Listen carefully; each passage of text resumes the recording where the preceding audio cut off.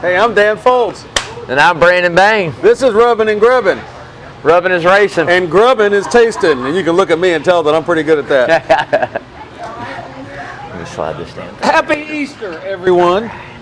Hey, it's time for the Rubbin' and Grubbin' word of the day. If you're over 21 years of age, play along and take a shot or sip of your favorite adult beverage. When you hear one of us say it, tonight's word of the day is, when you hear that word, cheers.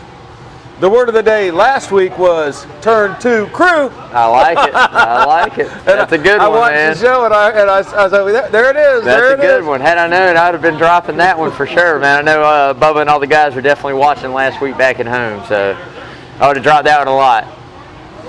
So we had a guest on the show not long ago, young, good-looking, smart, intelligent, nice young man who's also a race car winner, race car driver, race winner. Michael Carter, and is going to be here tomorrow at the Center of the Universe, Coach's Corner, for a meet and greet. He is the current MX5 Cup champion. Michael will break down the replay on NBC Sports Now, NBCSN, of his thrilling race at Sebring, and it was a thrilling race. Yeah. I mean, yeah, man. 3 wide, racing to the finish, .001 difference between first and second. We were in here, we were jumping up and down and screaming, man. Yeah, it's awesome. You know, Michael obviously has talent. If you've been keeping up with us and keeping up a little bit with him, you see, I mean, he podiums, man. He gets those good finishing positions. So definitely come out tomorrow night, help support a local driver doing big things, and you know, come out and meet him, man. I'm sure he'd love to answer some questions and see some fans. So definitely come out and show your support for him. If you're a fan of NASCAR, then for you, the 21 car only means one thing: Wood Brothers Racing. And I mean, it goes back to the beginning. Yeah. The Wood Brothers were the guys who created the ballet-like choreographed pit stop. They had so many innovations, and their car has always been the 21. Well, I'm sad to say that the matriarch, the grand lady of Wood Brothers Racing, Beanice Woods, wife of Glenn, passed away yesterday. So to all the fans of the 21 car, to the family, the entire Woods family, we send our condolences. Yeah, definitely, man. Big loss. You know, can't do certain things without good support behind you, and I'm sure over the years that woman had a lot of stories to tell and a lot of support that she helped, not only at the racetrack, I'm sure at home and everywhere else. So yeah, I'm sure it's a big loss, and like Dan said, our condolences and prayers are with y'all. I've learned something over the years. I don't care what the endeavor is we're talking about, whether it's a medical helicopter company or an Army Special Operations Aviation Battalion, I mean, whatever it is, or Coach's Corner, there's some woman really running the show. Yeah, somewhere behind the scenes, that's pretty much kind of how that goes. There is a woman running the show. It's you know, the Ailey Shrine Temple, there's a woman running the show. That's it. NASCAR, 7 different winners in 7 races. Yep. But before we go any further, we have to have our guest host come up for a short spot. We have a guest host who we really like having her come up and run 3 wide with us. The nice thing is she's so slender that I don't even have to move my chair around my fat stomach. She can just slide in there. Hi, Jordan. How are you? Good. Oh, when we get this microphone where you can. Yep. Where you can. Say again. I'm good. Good. I'm glad you're here. So, do you remember that we told you we were going to go to the race in Atlanta? Yeah. I like your Rubbin' and Grubbin' shirt, by the way. Thank Yeah, you. great looking shirt. And I think somebody said something about getting you a T-shirt. Yeah, I think so. Yeah. Well. Yep. Well, we did. Like I said, we brought it back last week, and I showed the camera, showed everybody out there. So now we get to show you. This is your brand new Kevin Harvick shirt from Atlanta, man. That's yours. There you are, man. Thanks for supporting the show and being a big fan. And guys out there, you guys definitely got to be like Jordan. Watch the show, follow the show, like the show, subscribe on our YouTube, man. We do a lot of good things for this community, a lot of good causes. There again, got the youth involved in NASCAR, which is one of my big pet peeves, man. Yeah. So big round of applause for Jordan. Thank you, Jordan, for coming on. And thanks to Dad Jamie for bringing Jordan out again. Thanks, baby. Definitely. You're welcome. That would be Harvick. I missed that. I'm sorry. Now, who's Brandon? Hey, what's Brandon's favorite car? Yeah, I mean, you know, that was easy, man. That was easy. Oh, Lord. Which we're going to get to that because there's going to be some big things coming up for him here in the next few races, man. So as I was saying, yes, sir. I believe that I believe in him. Seven races, 7 different drivers. Yeah, there again, the streak's still alive. And we talk about it, especially after this, Bristol dirt race that we just had this week. There again, we said it last week. It's a wild card. Anybody can go out and win this. And I mean, there were some names that were up there, man. Logano came away with it to make 7 different winners in 7 races. Like I said, I think the record's 10. In the early 2000s, 10 races, 10 different winners, man. We could very easy do that. We got a lot of races. Very easy do that, man. I mean, we come back. We got a break this week for Easter and Passover, and next week we come back, man. You've got Martinsville. You've got 3 different style racetracks coming up where a lot of different guys run good, and some of these guys have not won yet this year. There are still some big names out there that still got to get on this list of winners. So 10's not a far stretch, man. It could definitely happen. As we go on and more of these, A-grade equipment keep winning the Larson and the Joey Logano's and so on and so forth. It's going to get a little more difficult for everybody else because these guys are very consistent week in and week out. But like I said, there's still a lot of big names out there, man, to come and get a win. So I say 10. Maybe the record's broken this year. Maybe we go 11. Maybe we see 11 different winners. So I love it. It just goes to show to me how good the sport is becoming as far as how tight the field is and the things that NASCAR is doing to kind of equal the playing field a little bit this year. Now, as we go on throughout more years and more data is collected on certain things, just like this race this past weekend, there again, the cream is going to rise to the top as it always does. But we're going to get there, man. So I'm excited. 7 different winners, 7 races. We're going to 8, not this weekend, but the following weekend. If I was a betting man, I'd probably say there might be an 8th winner, man. Gotcha. And I am a little bit. So he is a betting man. So NASCAR had 3.2 million viewers for Monday's. It's Monday's Bristol dirt race. Yeah. First race in 51 years, I think. Yeah. That probably would have been higher on Sunday. So for a Monday race during the day when people are working, that's pretty impressive. Yeah, I mean, I like what NASCAR did with this too, and they ran it at a little bit of a later start date. 4:15, 4:30, or somewhere around there is when it started. Mm-hmm. So I did like that. Because most of the time, anybody that watches the sport, keeps up the sport, they know those Monday races are like noon races. At 12 o'clock, like you said, everybody's at lunch.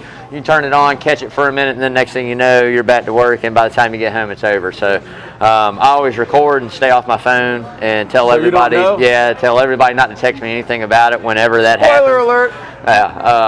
But yeah, I mean that's a good amount of views, man, for Monday, 4 o'clock in the afternoon when folks get home. I mean that's a great amount of views. So 3.2 million. I mean, and then on top of that, them having a good amount of fans in the stands as well. Yeah. And I'm sure those guys went home covered in dust. I'm sure they did. Yeah. I don't think it really mattered how high you sat there. Dust is everywhere. I'm sure it's going to take months to get rid of the clay dust and the dust that they have. It's like when a soldier used to stand out in a landing zone or a drop zone next to when a Chinook helicopter came in. We would put sand and pieces of that boy that he didn't Right. Yeah, I'm sure, So I'm sure that's how it was for them. Overall, very successful, man. I thought it was a very successful Did you see him cleaning the windshield? Oh, yeah, man. Doing the inside, doing the outside. I mean, the pit stops were different. On top of that, like I said, they did a really good job getting the track even back into shape because I saw photos. My wife has a family member from our son's side of the family that's down there. She goes to Bristol every year. His Aunt Connie, and very, very super cool lady, very knowledgeable in NASCAR as well. Was a huge Jimmy Johnson fan. I'm not quite sure. I think she might be pulling for Larson now, which I don't have a problem with. Hendrick's great. I miss Jimmy Johnson being there. Yeah, it's different, man. We hadn't talked about that much, which we really need to. But it is a little different. It's like an open range. There's no clear-cut guy out there right now. But what a great job by the crew getting the track and keeping up with the track and making it raceable even on Monday after the pictures that I saw from the rain Sunday. So you were really withholding judgment. Yeah, I really was. You were kind of on the edge about this. Yeah. So now that it's been said and done, They've done a race. They had a lot of viewers. Yeah. The general blogosphere, media reaction went crazy it was for a while. great. It was an experiment. Great. Yeah. What do you say? I mean, I think it was good. I'm not going to say it was better, I think, than the traditional 500-lap Bristol race you have on concrete there. But I thought it was good. And the one thing that I liked was it equaled the playing field. We saw that throughout the race. There was guys that we weren't used to seeing leading the race up there, guys that got really good finishes, because nobody had done this in so long, right? Well, now guess what? Now we're going to do it again next year, and guess what? Everybody has to go off of this year. Data. Right, and when you start putting in data into it, Daniel Suarez Trackhouse, which not taking anything away, they had an absolute amazing run, and I'm making it a point to call that out because Daniel Suarez drove the wheels off of that thing, led it for a while. I thought for sure at one point was going to come away with the win, just from the way he was flying, man. So what a big move for Trackhouse. But to finish, where did he finish? Third, fourth in there. So to get that finish, that's huge. But it equals the playing field. Now the one thing that I don't like is there again. I just said we got a year under the belt. Now we have data. So the Gibbs, the Hendricks, these big teams, the Stuart Haas's, the Penske's. They're going to take this information, and you can guarantee next year when they come back, they're going to be way better than what they were this year. Right. So I don't know. I love the fact that it equals the playing field. I love the style. I thought it was really neat. But there again with me, as that race wore on, it almost seemed like it kind of wore in and grooved like an older Bristol. And they even mentioned it, where the bottom line was the only line, and the only way to get around guys was to move them. I'm sorry, I didn't mean to cut you off. Oh, you're There was black on the track. Yeah. And it looked like it was turning into a hard surface, it's just and that was right. rubber, right? It's the rubbers off the tires burning up on the dirt, and that's what kind of gets the track to come in. But at the same time, it's like I said, it almost raced like an old school Bristol, where the inside is the only lane, and the only way to get by guys is to move them. Now we did see some guys make some moves on the outside. Hamlin made some moves out there, made some time up, but he also lost the race. I feel like, or lost a shot at the race by trying to push it a little too hard out there. Everybody's favorite one. Yeah, well, I mean, man. But, I would rate it out of 10 from a 1 to a 10. I'm going to give it about a 7 to a 7.5. Okay. I think it was good. I think that what it does for the sport is it brings a lot more eyeballs onto the sport, which as a NASCAR fan, that's what we need. The novelty. I just what I don't want is for these guys that watch dirt all the time and go, man, that was pretty cool. Like I'm kind of watching some NASCAR. Like you got to get involved in the style of racing NASCAR is, because it's not dirt, that one dirt race, cool. Like honestly, my opinion is I think if we're going to do that, there's a whole world of dirt. Right. In my honest opinion, if we're going to do that, and I know it's like short press for time. Now I know they'll also get better doing it as we go on. But I mean, why not do it for the All-Star race? You know what I mean? Why not do it for the All-Star race and put on a good show for the fans then? Now, was this a points pan race? Yes, it was. So that's is the All-Star race a points pan race? No, that's a money race. So that would make perfect. I mean, me being the new, that would make sense. And like I said, you got to have the months to load the dirt in, to do the work, to get it in. I mean, I get that. If the logistics part of it, they can just go to a dirt track. Right. Like Eldora. I mean, I like it. I thought it was cool. I'm not going to mind seeing it again next year. I just wish that Bristol still had its 2 normal races, and like I said, they used that dirt as an all-star race. Right. I think that would be really cool. Now that's just my honest opinion, but love the fact it equaled the playing field. Love the fact that a lot of underfunded teams got some really good runs. There again, like I said, it's like a Talladega, Daytona, where guys are good on dirt, or they're good at the restrictor plate racing or the super speedway racing, whatever you want to call it. But there's no guarantees on the win. We saw that there again. Christopher Bell and Kyle Larson tore each other. I mean, they tore it up right there. You know what I mean? There were some cars. Right, there were some cars beat up. There was more that finished on the lead lap than I thought. There was more. There was quite a bit. There'll be 7 cars on the lead lap. I said 8 or 9, and there was like 28. So, anyways, but sometimes you take a leap of faith and just hope that it falls your way. It didn't fall my way that time. But, yeah, I mean, it was good racing. Like I said, I think that if it was an all-star race and they had the time from after the March race to get the dirt on the track, to hold the events that they're having there now, the Dirt Nationals, the Super Late Models, 602, 604, they're racing again this week on it. If they can do all that and schedule it up and make it happen for an all-star race around the all-star race, I think that would be a great move. What are those NASCAR. numbers? Are those horsepowers, cubic inches? I'm going to say it's cubic inch on the motor. Okay. Not exactly sure, but I'm pretty sure it's probably cubic inch on the motor. So, if you're still here, hot damn, cheers to you. Yeah, we're really glad you're here if you're here. we do this show because we like NASCAR, and we kind of hope that you like NASCAR as well. We would love it if you would drop a comment. What do you think about having a dirt race at Bristol? This is your show, not our show. If you liked it, tell us what you think. And while you're dropping a comment, you would do us a huge favor. We don't get paid to do this. We just do this because we like NASCAR. But you could really help us out. It won't cost you anything if you would go up and find the subscribe and like it and hit that little bell gadget and drop a comment. If you're seeing this on Facebook, just go ahead and like the post and share it. Doesn't cost, doesn't hurt, but it means a lot to our producer, and it helps us out. And it helps out Coach's Corner in Thunderbolt, Georgia. Coach's Corner, the center of the universe. That is it. That is it. So we don't want you to think about subscribing. We're going to get paid if you subscribe.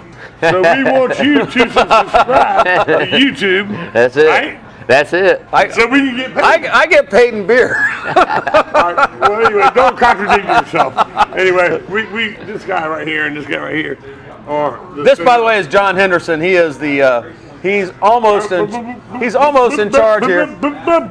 His wife is actually the lady in charge. Anyway, hey, we need you to subscribe so y'all can pay him through YouTube. And I don't have to pay him. Well, there you go. No, it's all good, man. No, these guys are the best, and I love them. I'm happy to be here. You're amazing. Your beer is great, and your food is better. That's really good food. Come here, check it out. And your hair is pretty. Oh, thank you. I love you. I love you too. I love you too. All right. The weather did not cooperate. The weather did not cooperate. So they got rained out. They had the campground flooded underwater. I mean, So here's NASCAR does something that they haven't done in 51 years. And what do they have? They have the flood of 100-year rain. Yeah. Flood the campground. Flood the track. I mean, it wouldn't have happened if it had been an asphalt track sitting down there. No, no. They wait till there's dirt on the track, and then we get the rain. Yeah, like I said, I hate it for the fans that came out to camp. I mean, obviously that's a horrible. Been there, done that on the infield in Atlanta. I can only imagine camping on the outside. You know what I mean? We lucked out at Atlanta. Yeah, we did. It was beautiful. But I've had years there, trust me, where you put on rubbers and you're walking around in boots for all weekend through mud. So I feel your pain out there, but at least they did get that race in, man. And like I said, it was a pretty decent race. I was expecting it to be far worse than what it was. Thank you, sir. That's for sure. And it turned out a little better than what I thought it was going to be. So at the end of the day, man, that's pretty good. I can deal with that. It was really nice to sit here at Coach's with my friends and have that race up on TV. Yeah. We talked about racing, we talked about life. It's a typical NASCAR. Oh thing. yeah. And we saw some cool sights, so it was spectacular. Yeah. And I love it for the fact the folks that went out and showed out for that race. I mean, you can say you literally saw NASCAR's first dirt race in 51 years. Yeah, I mean, that's a piece of history right there. So. And oh, by the way, you've heard me say it before. Like, I don't really have a favorite driver. I kind of like them all. But I do admire and I do like MTJ. That's it, man. And Martin Truex Jr. won the truck race, and it was only his third time on dirt. Yeah, he didn't just win, man. He dominated that thing. he I like stunk that it guy, up man. there. He was gone. Once he got out front, man, I don't think He anybody almost had won in anything Atlanta, for him. by the way. Yeah, oh yeah, He man. was on fire in Atlanta. He was moving it in the trucks in Atlanta too. But he finally got the job done, at the Bristol race. And I thought that was really good for him. But there again, I said it last week. I'm going to say it again this week. I honestly really want these guys that put these big names, that have these names and have these followers and have this fan base, that I really want you to give the seat to somebody that's coming up and take a seat in something that somebody needs help progressing forward. Right. Let's take it. 28th place truck and go sit in it and drive it. Right. Whether you finish 27th and you start 28th, you're Martin Truex Jr. driving his truck. That's going to look good for his sponsors for a minute, and I'm sure it contradicts. I'm sure there's sponsors that go, well, we don't want you to do Help a this. brother out. Right, we don't want you to do that. But at the end of the day, man, the good old boy system, that's what the NASCAR type thing is, right? That's what we all talk about, how big of a family it is. So why not go out and help some of these guys if you want to get behind the seat of a truck? Do it. Kyle Busch is a little different. He owns it. It's a business. I get it. But I still think it would be a really cool thing for these guys to go out, put the time in, select a guy that's just coming into the sport or a team that struggles in the sport, trying to make ends meet, go sit in their truck, race a race. I think it'd be awesome. I'll tell you about one difference between me and Big. Because we do a NASCAR show on the radio on Sunday mornings. So I wake up an hour before we're going to do the show, and I'm frantically taking notes and doing homework and scribbling stuff. Big can just wake up, put the phone to his ear, and start analyzing. Yeah, yeah. Like everything he's doing right now, which he's done for over a year, this is just off the cuff. He doesn't have any preparation, doesn't take any notes. He just got it in his head. Dude. Yeah, we do it, man. For everybody out there that cranial race car helmet. There it is. Coach Carl in the house, by the way, y'all. But at the end of the day, like I said, for the guys out there that do listen to Green White Checkered, you did not hear it this past weekend. PJ had some stuff going down last week, had some issues with his stuff, and had some time off, which he thoroughly enjoyed. He texted me. He goes on a good fishing trip with his buddies every year. They go down to Alabama. He said the weather was kind of shaky, on and off rain, but he said he still had a blast. So for anybody out there, we will be back this Sunday to talk about last week, bright and early on Easter, 9 o'clock, Green White Checkered. Catch it ESPN 104.3. And as always, like I tell you guys, come up, help support Rubbin' and Grubbin' up here. If you've never seen it in person, it's great. Every Wednesday, 6 o'clock, live from Coach's Corner, center of the universe, Thunderbolt, Georgia, man. No better place to be on a Wednesday other than to talk some NASCAR and have some cold drinks. If you're a NASCAR good fan, food, you come up here and run 3 wide with us. Yeah, man, come on up. You ain't got to be a star. You ain't got to be a brain. Just come up here and just hang out. I can't respond to your comments, but there's nothing like racing on dirt. You guys can have your pavement, your asphalt, your cement. Well, we use cement for boots, where I come from. That's right. That's right. Cement boots. I said to the picture, I said, are they really racing on dirt? They were really racing on dirt, Coach. I was mesmerized. That was great. There was a cloud hanging over the stadium. That's Coach Carl DeMasi coming up right after we finish. For the Coach Carl DeMasi Sport.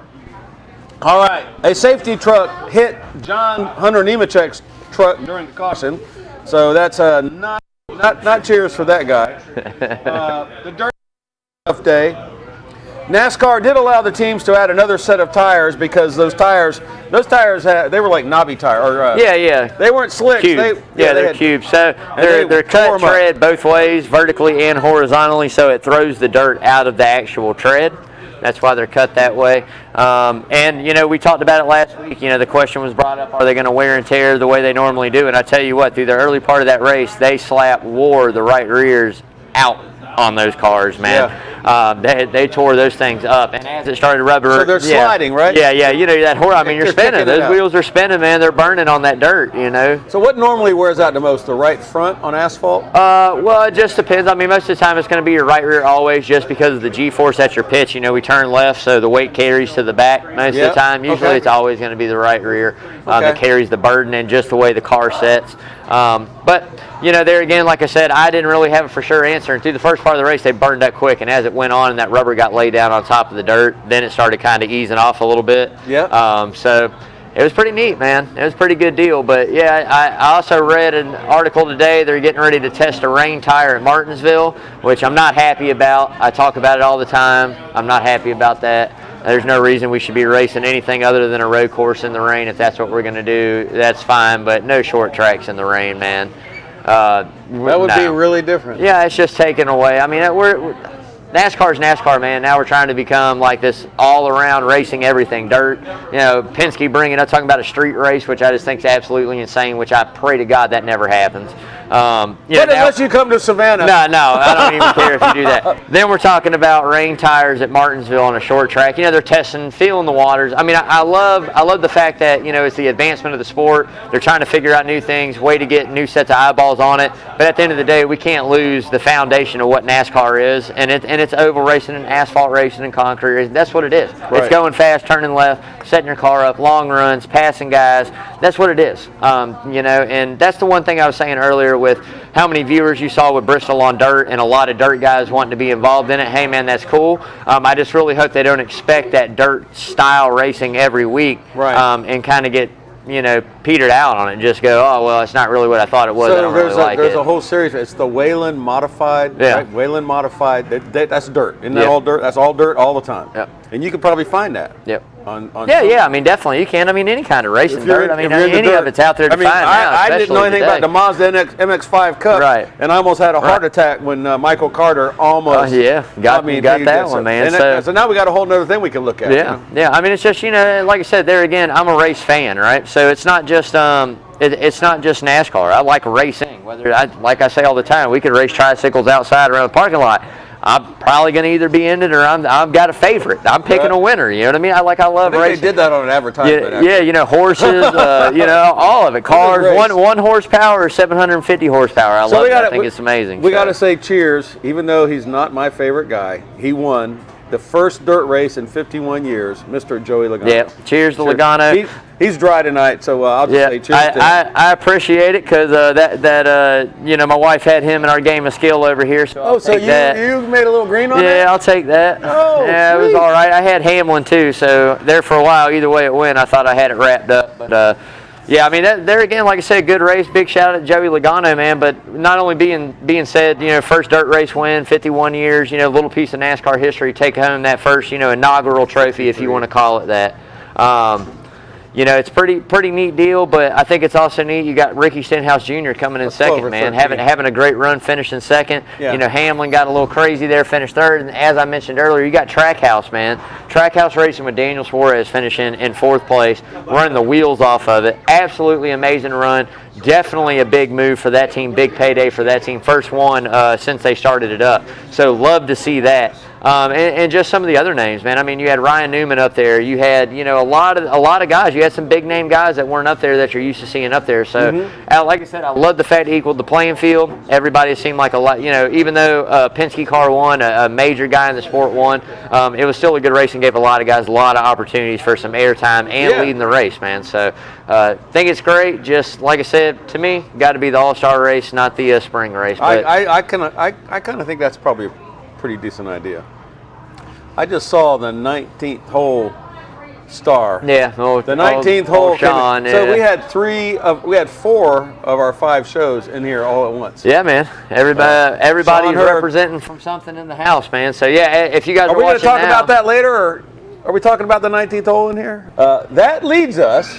That's a nice segue, Mr. Producer, the brains behind the camera. That leads us to our checkered flag for charity of the year. Since the number 22 car of Joey Logano won, we are donating $22 to help save one of our own. That is a local 501c3 charity that kind of backstops everything we do. We'll have events here. We'll raise maybe $30,000 and help save one of our own. They'll come behind us and they'll write another check for $30,000. So whatever we do, they kind of double it up. It is a 501c3 charity. If your corporation, if your company is interested in supporting them, they write you a letter. I've seen it because Mr. Bennett has had letters sent to him. They'll write you a letter. It is a tax deductible. That money is used for medical expenses. And they helped not only Randy Davis, but also Becca Spear. Good stuff. Yeah, man. As we say all the time, you guys stop by, Coach. Just swing by, throw a donation out there, talk to your waitress, go up, talk to John or Adele if they're here. Donate some money, man, to a good cause. Help save one of your own. Like I say, it doesn't matter. Nickels, pennies, dimes, 10s, 20s, 100s, 50s. Whatever you got to give, come by and give. At the end of the day, it's for a great cause. Stays local, stays in the community, helps somebody locally here. And on top of that, man, you walk out feeling good about yourself, doing a good deed for the day, man. Let me tell you something. I believe in karma, and I know that God knows what I do, That's it, man. God knows what I do. That's it. Eyes on you at all times, man. So, because Lawrence is like the Energizer Bunny when it comes to fundraising. Every week we have live shows here at Coach's Corner in the Sound Garden, the #1 music venue here, center of the universe. Lawrence puts together coolers of cheer. And every time they do it, they make money. Thanks to the people that come here for buying those raffle tickets, they made $565 on that cooler. That is just absolutely spectacular. Lawrence Bennett, cheers to you, sir. Yeah. And like we say, man, that's the patrons out there. That's everybody out there watching now. That's the local community, man, helping support a great cause at a great place. So that's what we always say. We get to come up here, talk about NASCAR, have a good time, drink beer. Usually, a couple Wednesdays off. I'll get back in the normal grind coming. It is soon. Definitely, it is definitely a little different, right? Than you pre-gave it. A little different. So, but like I said, thanks to y'all out there. That's the reason we're able to do this, man. And like I said, what for a better cause, man. So guess what we're up coming to? up. Yeah, $2,834. That's a great amount right there, man. A couple of crackers and a peanut butter over there. We're 7 races into it, man, and at the end of the day, like I sit here and say, I mean, we are making big moves this year, and doing really good things, and big support from a lot of people in the community, and that's what it's all about, man. So we're gonna start spicing up little coolers of cheer. We'll throw some rubbing and grubbing merch in there, maybe get some hot grit stuff. I'm sure those guys would be glad to donate some stuff. He has them set up, Oh, it's beautiful. Have you ever noticed, like, when you buy a basket from like a tourist store, they'll have this basket, and it really looks like a lot of stuff, but there's a lot of that green grass stuff in there, like the Easter eggs, and the chocolates. It's like you're going, and it's wrapped in cellophane. You're going like, wow, this is really cool. But when you really get right down to it, there's really not much in there. Well, when you come and get a cooler of cheer at Coach's Corner, there's a lot in there. There's a lot in there, dude. There's a lot in there. That ain't all fluff. If you're not cheery after that cooler, man, then it's tough for sure. Tell us about Arbor Man. Yeah, man. Another big shout out to one of the sponsors on our show, man, Arbor Man Tree Service. Good buddy of mine, Mr. Parker Eckel, owns it. Like I say all the time, man, locally owned, great guy, definitely does really good work, very reasonable price, man. I got a call, man. I say it all the time, man. You guys got to give him a call. So anything you need, I do need to call. Like I say all the time, no job too big, no job too small, no tree too tall, buddy. He's going to help you out, man. Going to actually give that number out. I didn't have it written down. Parker, I'm probably going to forget but this. I do got it on my phone. I really do need you to come to 5 DeLahey Circle and do a tree. And I keep thinking about this every week, and then I keep forgetting about it. Give Dan Foulds a call, Parker, please. I know you can do barbecue in my barbecue contest. But please come and cut my tree down. So, if anybody out there really needs some service right now, a way you can get a hold of Parker Eccles, Arbor Man Tree Service, number's 1-912-660-2613. 912-660-2613. Give him a call. Like I said, he's definitely going to take care of you. And thanks, buddy, for everything you do for rubbing and grubbing and all the local support you give for our charity, man. Greatly appreciate it. We have barbecue contests. And Parker comes, and he brings a crowd, and they compete, and they spend the money. Man. They enter in all the auction stuff. They do really well. Yeah, we have a good time, man. Hey, listen, usually when we get up to the grubbing phase, we have a really lovely woman that'll come up here and hand us the food. And I know that's a lot of fun. I mean, everybody likes lovely women. Everybody loves lovely women, but this show is called Rubbin' and Grubbin'. And tonight, by the way, I have not just a lovely woman, I have a lovely human being, the co-host of the 19th hole. Come yourself around here. The 19th hole at Henderson's Corner. And dare I say, not everybody can do this. And dare I say, oh, that's warm still. Dare I say, very popular man with the ladies, if you will. There's a lot of ladies. I didn't say. This is like the most. What do you call a man version of a cougar? What's a man version of a cougar? Just a real man. He also left out. Just kidding. And that's Coach Carl DeMasi. He's half of the Coach's Corner Sports Network bowling champions. That's it. Yes, that's right. So sorry, hon. I don't know, but I do know that they went away with it, man. And last time I talked to him, he told me I can only strictly refer to him as champion from here on out. So the only thing I call Sean from here on out is champion. His name's not Sean Herb. Hey, how's it going? Champion. Champion of the universe. Champion of the universe. He made the Sports Center top 10 with that little graceful fall he had. That's right. We'll leave it at that. It's all part of the act. How to get in the head. That's right. Thank you. y'all. Thank you, Sean. Love you too, brother. Listen, the Herb name in this town goes back to about 1733. That's a Herb right there. There's a Herb, because I do boat tours, dude. I read books. There's a Herb Creek. There's a Herb Creek in this town. That's a Herb. Okay. We are grubbing tonight. I came in and Lawrence said, like, what do you want to grub on tonight? Like, what did you say, onion rings? I was like, onion rings? No, I'm hungry. I worked all day. I was on a boat. Took people to Shark Tooth Island. I want some groceries. Barbecue pizza, baby. Yeah, man. Looking good as We always. got that going on. Coach's Pizza is really good. We order it up with the kids all the time when they come in here with us, man. And really good. Good bang for the buck, as everything on the menu. So there again, if you're out there watching, come by, get some good eats, something cold to drink, catch any live sport that's on. They got it covered. Soccer, hockey, baseball coming up, opening days coming up, man. We got everything, Final Four, NASCAR. We got all kinds of stuff going in here, man. So definitely come out to Coach's, help support great local restaurant, great local folks, man. Thank you, fans. Thanks to ESPN Radio for tuning in on Facebook Live. Please like and share the video. Follow us on Facebook, Rubbin' and Grubbin', our YouTube channel, Twitter, Instagram, all that stuff. You can Google us. Thank you to Coach's Corner for allowing us to be the part of the Coach's Corner Sports Network. Thank you for watching, being part of the show, and stay tuned for the Carl DeMasi Sports Report with Coach Carl DeMasi and the AD Chad Griffin. Coach DeMasi is starting a 5th show on the Coach's Corner Sports Network, Who's on First Base, a MLB podcast with Coach DeMasi and the baseball guru, Kyle Larson.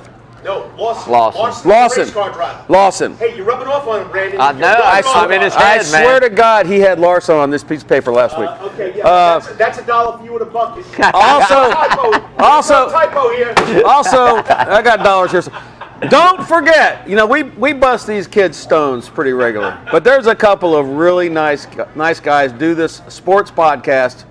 Unlike me, they actually know about sports.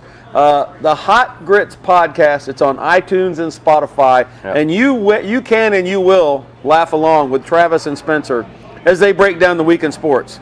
Like I said, when the Masters is on, you should come to Coach's Corner and see the 19th hole, it live and in person up on stage at the Henderson Cabin. We have recreated the cabin in Augusta. We got one right here. That is it, man. Take us home. All right. As Dan said, man, thank you guys for tuning in. Like, share, follow all our social media stuff. Check us out on YouTube. Subscribe. Tell your friends. Tell your mom. Tell your grandma. Tell everybody subscribe. Like we said, stay tuned. You got Coach Carl DeMasi coming up, AD Chad Griffin. You got, Coach's Center of the Universe, Coach's Sports Network. Like Dan said, 19th hole coming up. That's always some crazy stuff with those guys. You got the Hot Grits podcast. You got Coach and his many endeavors that Coach DeMasi handles up here. He's raised Savannah's children. Great basically. sport genius, man. So at the end of the day, stay tuned. Check it out. Help support a great local restaurant, man. Come out, donate. As always, help save one of your own. You guys stay safe. Everybody have a happy Easter. Till then, you guys mask up. Stay safe. Wash your hands.